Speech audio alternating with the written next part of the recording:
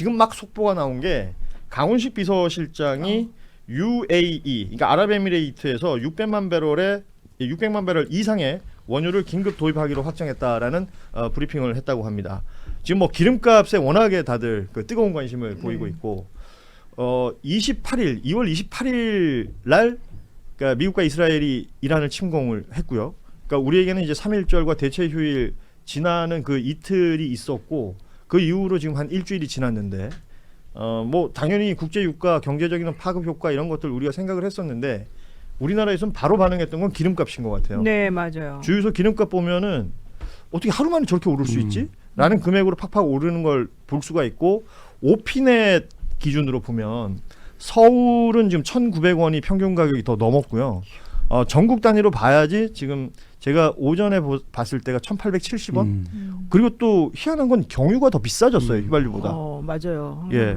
이렇게 빠르게 오르는 이유가 뭐냐? 왜냐하면 그 국제 유가가 오른다고 해서 우리 주유소에 바로 반영되는 건 또 아니라 그러더라고요. 2주 걸린다고 하더라고요. 그러니까 이게 2주도 정유사의 설명이고 사실 비축유가 있기 때문에 6개월 이상은 사실 기름 수입을 안 해도 쓸 수 있는 양 이상을 갖고 있기 때문에 이렇게 실시간으로 사실 반영될 필요가 없는데 그러니까 대통령의 발언이 저는 좀 더 나가야 된다고 보는데 이게 이제 주유소의 폭리나 주유소의 뭐 매점 매석 이런 문제보다는 국내 정유가 이제 말하자면 3사가 독점하는 구조 아닙니까? 그렇죠. 그러니까 이 3사가 근데 서로 경쟁하면서 독점하는 구조가 아니잖아요. 그러니까 수입 물량을 갖고 이제 나눠 먹는 구조인데 그렇다 보니까 늘 이렇게 이제 말하자면 지정학적인 이슈가 발생하면 정유 3사들이 이제 기름값부터 올리기 시작하는 거죠. 소매가가 오르는 거지. 예를 들면 아직까지 정유 3사가 지금 푸는 기름은 비싸게 사온 기름이 아닌데 그러니까 이 문제를 지금 대통령이 지적하고 그러니까 있는 그 거죠. 시차가 있다는 걸 우리가 알잖아요. 네. 그런데 실제 우리가 기름을 넣을 땐 바로바로 올라버리니까 관련해서 대통령이 그러니까 싱가포르, 필리핀 순방 마치고 오자마자 이 부분을 얘기를 했어요. 그리고 뭐 좀 X에 게시글을 올리는 것도 보면 닷새 만에 140원 올린 정유업계 대통령 경고에 멘붕이라는 기사를 공유하면서 좀 강력한 메시지들을 연이어내고 있는 것 같습니다. 이게 지금 보면 조선일보가 썼던 제목이 좀 인상적이었는데 와닿더라고요. 로켓처럼 오르고 깃털처럼 내리는 기름값. 예. 여기에 그 조선일보가 그 좀 그래프도 그려놓은 게 있어요. 조금 전에 그 석유 가격 좀 올려주실래요? 이란 공습 이후에 지금 뭐 28일 기준이고 3월 5일자로 지금 가격 나와 있는 건데 지금 여기서 더 올랐거든요. 150원 이상 올랐네요. 예. 저때 기준으로. 그러니까 대통령이 지금 이렇게 강한 메시지를 낸다는 것은 제가 이제 오늘 아침에 뉴스 전했었는데 공정거래위원회에서 왜 밀가루 담합 관련해서 네.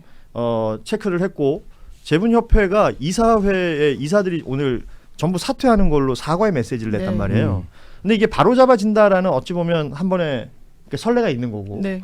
정유사 등등이 만약에 담합을 하고 있는 거라면 이거는 강력하게 어떻게 처치를 하겠다라는 맞습니다. 그렇죠. 일종의 메시지가 되지 않겠습니까? 메시지가 실제로 예. 이제 매점 매석과 관련해서는요 물가 안정에 관한 법률에 따라서 형사처벌까지 가능하도록 돼 있기 때문에 만에 하나 그런 부분이 점검이 되면 바로 조치를 강력하게 하겠다고 메시지가 나왔고 또 이 해당 기사들을 보더라도 이게 주유 업계는 오히려 대통령의 메시지에 굉장히 고무되고 환영을 한다라는 거예요. 저도 그냥 잘 몰랐을 땐 주유소에서 올리나 했는데 그게 아니라 요즘 알뜰 주유소 등등으로 각 주유소 운영하는 사장님들이 굉장히 영업이익률도 떨어지고 하고 이런 상황 속에서 정유업계가 올려가지고 본인들한테 제공을 하고 공급을 하면 예. 본인들도 연동해서 그냥 따라서 올리는데 어쨌든 상한선 캡을 씌우자고 했기 때문에 본인들도 안정적인 가격으로 공급을 받고 소비자한테도 그럴 수 있다.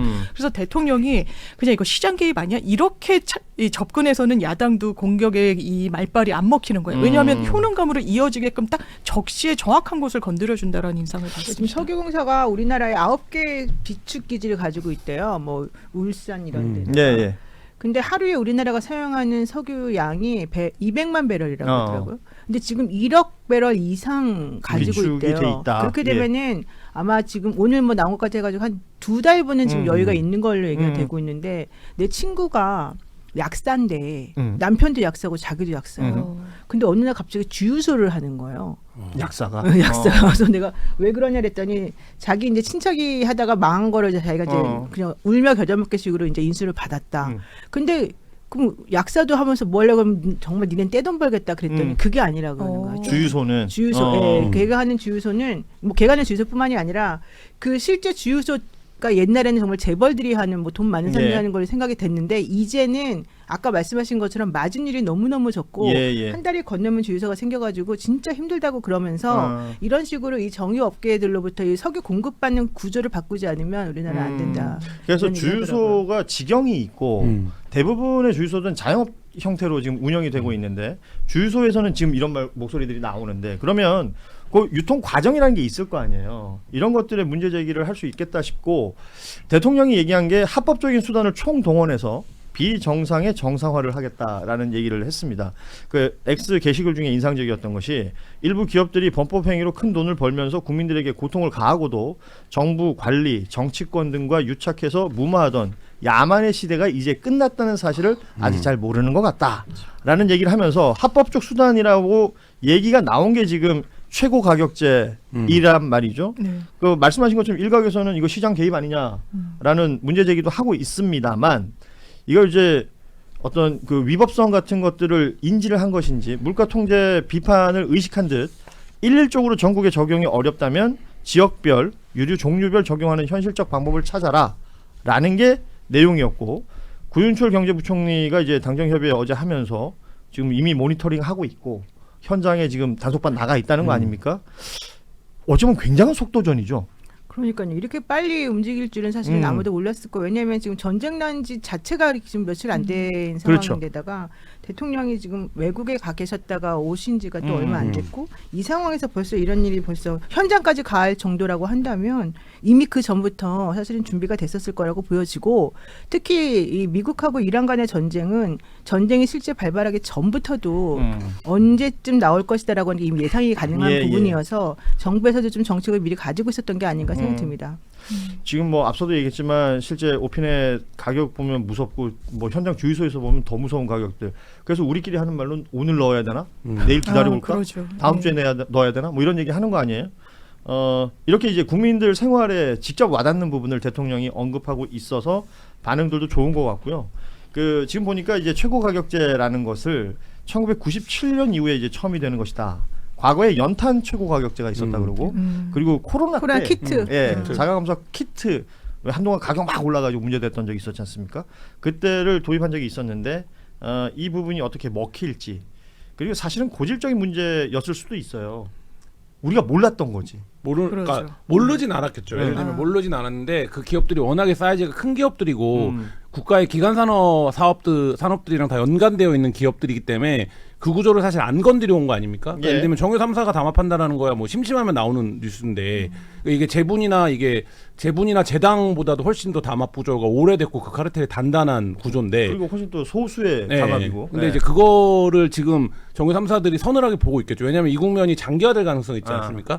미국과 이란의 관계라는 게 어떻게 될지 모르고 이란의 정세에 따라서 이제 국제유가 계속 연동을 받을 텐데 그러면 이제 대통령이 이렇게 신속하게 나선 이유도 저는 그거라고 봅니다. 이게 뭐 만약에 트럼프의 말대로 4주 안에 끝날 국면이고 이러면 정부가 시장에 왜 개입하냐 이런 비판을 받으면서 들어가지 않아도 되는데 이게 그러지 않을 가능성이 있고 그렇다라고 하면 이참에 이 구조 그리고 지금이야말로 그거에 대한 어떤 개혁이 지지를 받을 수 있는 국면이잖아요. 그러니까 이재명 정부가 그거를 잘하는 것 같아요. 그러니까 예를 들면 사람들의 지지받는 자리에 가서 역할 퍼포먼스를 하는 거. 그 점에서는 저는 굉장히 탁월하다. 그러니까 지금 누가 정유사 담합을 막 과거에 때리면 야 이거 시장 영역인데 시장에서 기업들이 이렇게 받던지 말던지 이런 목소리가 나올 텐데 지금은 아까 조선일보 기사도 인용했지만 예. 보수 언론이랑 경제지도 그 얘기를 못하는 시점이라는 그럼요. 거죠. 그러니까 굉장히 좋은 타이밍이 아닌가라는 생각이 듭니다. 그래서 그런지 지금 이제 대통령 지지율도 네.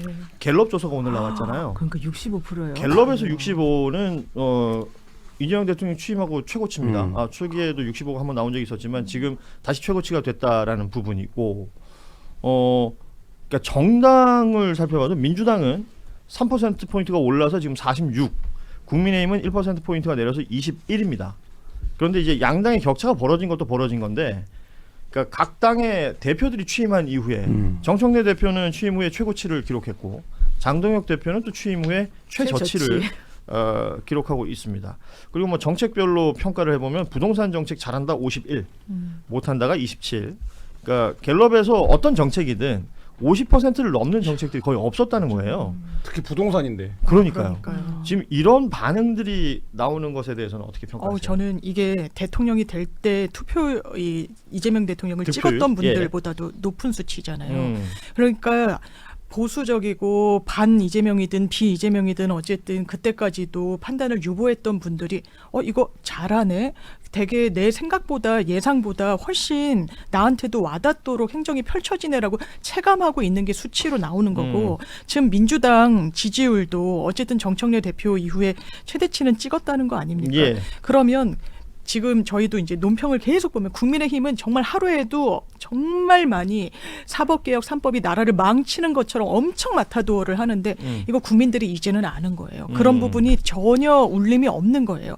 예전에는 막 욕하고 언론 호도하고 몇 개 언론에서 막 그런 상황을 만들어가고 이러면서 사실 눈을 가리고 이랬던 부분이 있는데 지금은 더 이상 그런 부분이 통용되지 않는다. 국민들이 대단히 정확하게 알고 있다라고 저는 근데 생각합니다. 지금 제일 중요한 게 대통령이 뭘 잘한다고 생각하냐 이 포인트가 저는 가장 중요하다고 보는데 경제 민생이 가장 제일 좀 앞에 중요하다고. 있어요. 예. 그리고 부동산 정책 그다음에 외교거든요. 근데 이 세 가지가 사실 우리나라에서 가장 중요한 정책 예. 아니겠습니까? 근데 그런 부분에 있어서 잘한다는 평이 이렇게 높고 소통도 잘한다. 그다음에 이제 주가 상승. 우리가 지금 보면 체감하기에는 주가가 되게 좋다라고 할 것 같은데 오히려 그거보다는 훨씬 더 많은 게 전체적으로 다 잘한다. 그러니까 이런 주식 생각 많이 하는 투자는 것 안 같아요. 하는 사람도 있고, 예. 예, 뭐 사실은 어린 분들은 잘 모를 수도 있는 것이고 그런 건데 전반적인 거 경제 민생이라는 건 뭐 대한민국 국민이라면 빠질 수가 없는 것 아닙니까? 그렇죠. 여기에 대해서 좋은 평가를 받는다는 거 그리고 대통령이 활동하고 있는 모습이 그러니까 대표적인 게 외교 같은 거잖아요. 뉴스에 대통령 얼굴이 제일 크게 나오는 대통령스러워 보이는 모습. 그렇죠. 거기서도 좋은 평가를 받고 그러니까 두 있다는 가지가 겁니다. 다 존재하는 것 같아요. 그러니까 예를 들면 윤석열 때 많이 했던 비판 중 하나가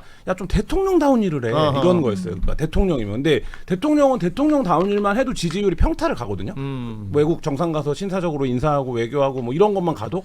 근데 이제 외국 정상 갔다 올 때마다 무슨 뭐 명품 쇼핑을 했네, 술을 먹었네, 뭐 이러니까 야 대통령이 대통령다운 일을 할 때 좀 대통령다웠으면 좋겠다고라는 얘기 많이 했는데 이재명 대통령이 그 모습이 있죠. 그러니까 예. 그게 기본이고 그것만 하더라도 기저효과가 있으니까 지지율이 나올 텐데 그게 아니라 지금 아까 뭐 석유 얘기도 했지만 뭐 아까 뭐 밀가루 얘기도 했지만 이게 기존의 대통령들은 안 건드렸던 영역을 터치한다. 이 부분이 있는 거예요. 그리고 지금 그거에 대한 게 뭐가 있냐면 저는 경제 정책에 대한 평가, 부동산 정책의 평가가 높이 나오는 것도 지금 이 기세라고 생각합니다. 그러니까 이 정부의 기세가 있어요, 지금. 그래서 제가 뭐 방송에서 이제 보수 쪽 패널이랑 얘기하다가 독재하는데 뭐 독재가 뭔지 아시잖아요. 뭘로 독재라고 할 거냐? 그랬더니 웃으면서 그러더라고요. 지지율 독재라고.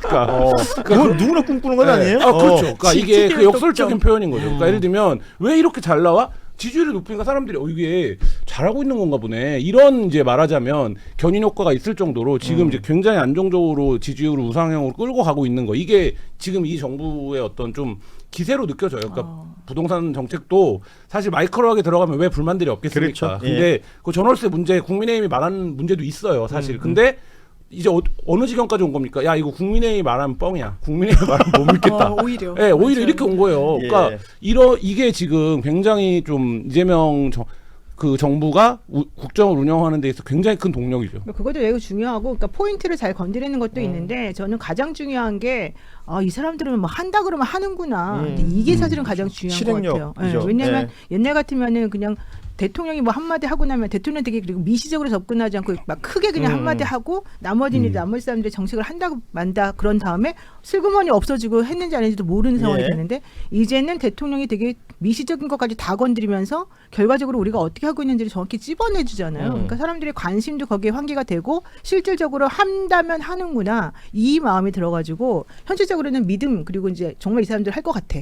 뭐든지 할 것 같아. 그러면서 점점 더 주목하게 된 효과가 있는 것 같아요. 그리고 아까 뭐 소통도 주요 영역이다라고 했는데 국무회의를 생방송으로 볼 수 있는 것 네. 이거 큰 것 같아요. 그런 것도 예. 크죠. 뭘 하는지를 모르는데, 얘기하고 원래는. 그것을 정책으로 진짜 이렇게 실행하는 모습도 예. 보이고 그 실행의 결과로 숫자로 나오잖아요. 뭐 대표적인 게 이제 뭐 주식시장 오늘은 좀 안 좋지만 주식시장이라든지 아니면 예를 들어서 이 최고가격제를 어떤 형태로 진행을 할지 모르겠지만 구체적으로는 기름값이 또 잡힌다든지 이런 것들이 나오면 국민들 누가 싫어하겠습니까? 그러니까 체감이 돼버리는데. 예. 그리고 효능감도 느낄 테고. 네.